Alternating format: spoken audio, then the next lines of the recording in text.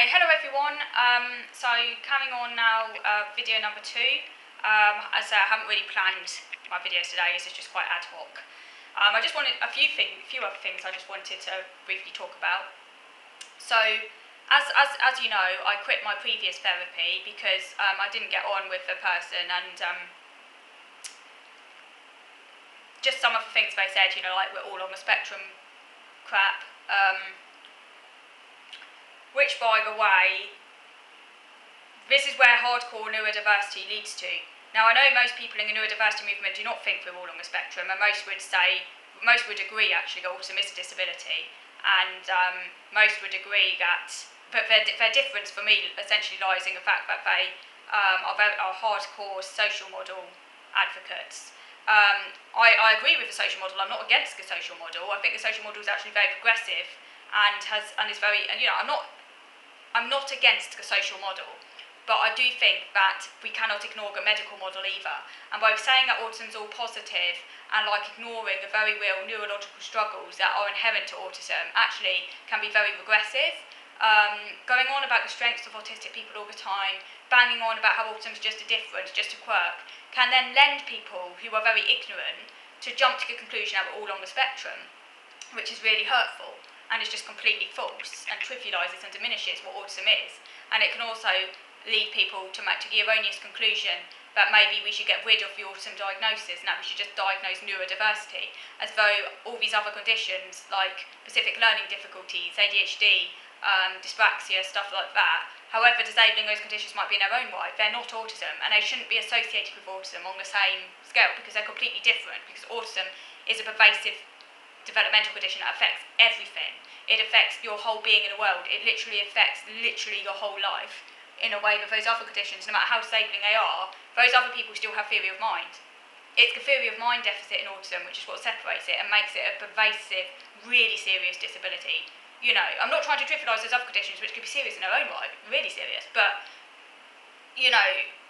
autism is kind of like an extra whammy, basically.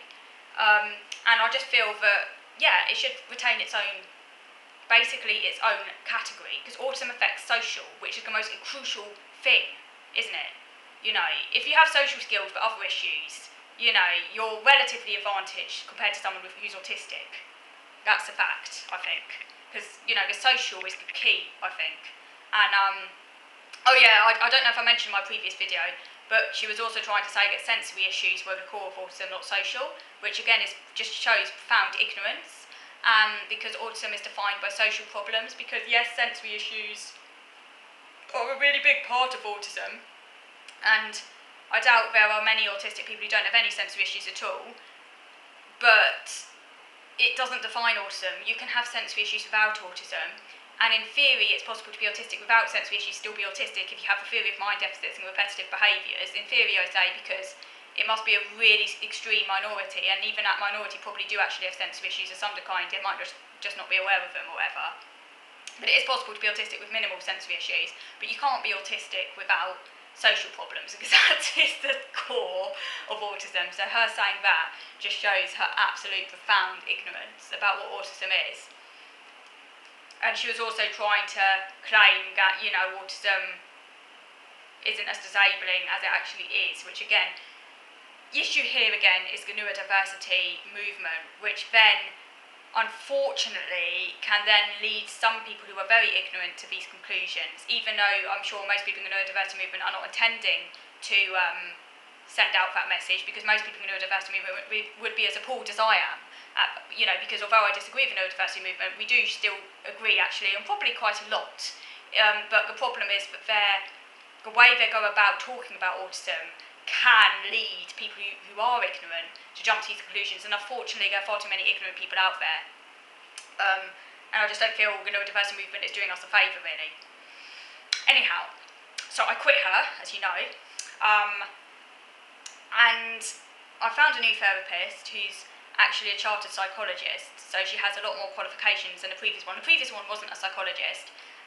She literally had a really basic counselling qualification. She wasn't even that well trained in autism. I think her only real knowledge came from an autistic daughter, which, if you ask me, doesn't make someone qualified. but this new psychologist that I found, based in London, but she does Zooms all over the UK. She's very, very qualified.